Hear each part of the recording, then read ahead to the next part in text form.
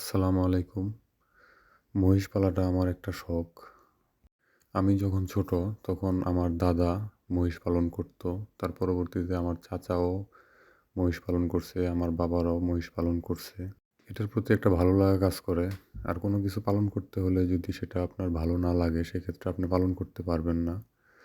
তো এই ২ টা মহিষ আমাদের কেনা কিছুদিন আগে। আর যেহেতু সামনে রমজানের ঈদ, তো রমজানের ঈদ উপলক্ষে এগুলা বিক্রি করব বাজারে। এগুলাকে চারের মধ্যে খাবার দেওয়া হয়, খড়, ঘাস। আর এখন যেহেতু আখের সিজন, তো আখের যে উপরের পাতা সেগুলা খেতে দেই। আর এখানে দেখতেছেন ৩ টা, এগুলা মূলত আমাদের বাড়ির পাশে যে পতির জমি আছে সেখানে বেঁধে দিয়ে আসবো ঘাস খাওয়ার জন্য। তো এখন নিয়ে যাচ্ছি ওই জমিতে বেঁধে দিয়ে আসার জন্য। যেহেতু জমিতে অল্প পরিমাণ ঘাস আছে, সেজন্য এগুলাকে দুপুর পর্যন্ত ওই জমিতে বেঁধে দিয়ে আসবো ঘাস খাওয়ার জন্য। যেখানে ঘাস আছে সেখানে নিতে একটু সময় লাগবে, অর্থাৎ একটু দূরে জমিটা। সব জায়গায় এখন ঘাস নাই, আর এখন ঘাসের সিজনও না।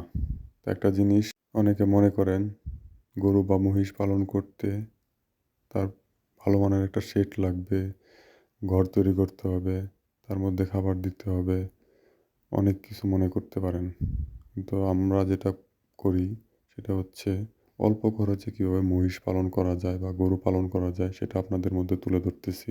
এখানে যে ৩ টা মহিষ দেখতেছেন, এর মধ্যে সামনের যে বাচ্চাটা আছে সেটা আমার খামারেরই বাচ্চা। আর এই ২ টা গত বছর কেনা ছোট অবস্থায়। ওই সামনে যেটা দেখতেছেন ওইটার মতো ছোট থাকা অবস্থায়। তো আমাদের দিকে মূলত জমি ওইভাবে লাগানো হয় না। এই সিজনে জমি খুবই অল্প পরিমাণে লাগানো হয়। আর যেহেতু প্রতি জায়গার পরিমাণ অনেক বেশি, সেজন্য আমি মহিষগুলাকে এভাবে মানে প্রতি জমিতে ঘাস খাওয়ার জন্য রেখে আসি এবং দুপুরবেলা নিয়ে আসি। এই ৩ টা মহিষ আমি ১ বছর যাবৎ পালতেছি। তো এই ৩ টা মহিষকে বছরে ৳৫,০০০ দানাদার খাবার খাওয়ানো হয় নাই আমার। খুবই অল্প খরচে মহিষ পালন করি। এর মধ্যে খরচ হচ্ছে আপনার খড়। আমাদের জমির খড়ের পাশাপাশি আরও ৩-৪ বিঘা জমির খড় কিনে রেখে দেই। আর এখন যেহেতু ঘাস নাই এজন্য মহিষগুলোর তাই খড়টা বেশি দিতে হচ্ছে। আর যখন ঘাস হয়ে যাবে তখন খড় দিতেই হয় না, ঘাস খেয়েই পেট ভরে যায়। তো আমি আপনাদেরকে বলবো, যারা গ্রামে থাকেন এবং যাদের বাড়ির আশেপাশে পতিত জমি রয়েছে তারা এভাবে গরু বা মহিষ পালন করতে পারেন।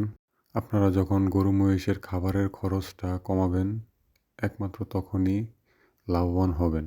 আর যারা গ্রামে আছেন আপনারা অল্প টাকায় খামার শুরু করতে পারেন, হোক সেটা মহিষ বা গরু। একটা কিনেন, আগে সেটা বুঝেন, তারপরে পালন করেন। না বুঝে এই সেক্টরটাতে আসেন না, তাতে লসের সম্মুখীন হবেন। ছোট কিনেন, একটা কিনেন বা ২ টা কিনেন, যাই কিনেন না কেন, এটা ১ বছর পালার পর সেটা আপনার ভালো একটা বেনিফিট দিবে। অনেকে না বুঝে না শুনেই খামার শুরু করে এবং বছর শেষে লসের সম্মুখীন হয়। আমি তাদেরকে বলবো, আপনারা যদি এ সম্বন্ধে না জ্ঞান থাকে বা নিজে পরিশ্রম না করতে পারেন, সেক্ষেত্রে আপনারা এই সেক্টরটাতে আইসেন না। প্রথমত খামার তৈরি করতে গেলে আপনাদেরকে নিজেদের পরিশ্রম করতে হবে।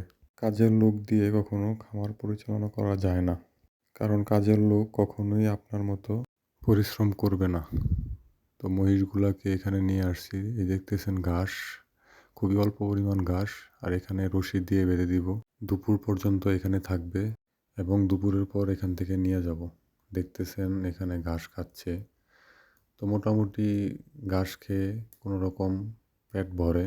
দুপুরে এখান থেকে নিয়ে যাওয়ার পর খড় কেটে পানির সাথে মিশিয়ে অল্প পরিমাণ কুড়া এবং ভুসি, যেহেতু ঘাসের পরিমাণ খুবই কম তাই ঘাস খেয়ে খুব একটা পেট ভরে না। বড় ২ টাকে রশি দিয়ে বেঁধে দিব এবং ছোট যেটা আছে সেটা ছাড়া থাকবে। বড় ২ টাকে ছাড়া ছোটটা কোথাও যায় না, যার কারণে ছোটটা ছেড়ে দেই এবং বড় ২ টা রশি দিয়ে বেঁধে রাখি। আপনারা দেখতেছেন কীভাবে ঘাস খাচ্ছে। আমি মনে করি গরু মহিষ পালন করতে গেলে ঘাসটা খুবই জরুরি। কারণ ঘাস ছাড়া আপনি গরু মহিষ পালন করতে পারবেন না। সবাই ভালো থাকবেন, সুস্থ থাকবেন, আমাদের জন্য দোয়া করবেন যেন আল্লাহ তাআলা আমাদের সকল কাজে বরকত দান করে। আসসালামু আলাইকুম।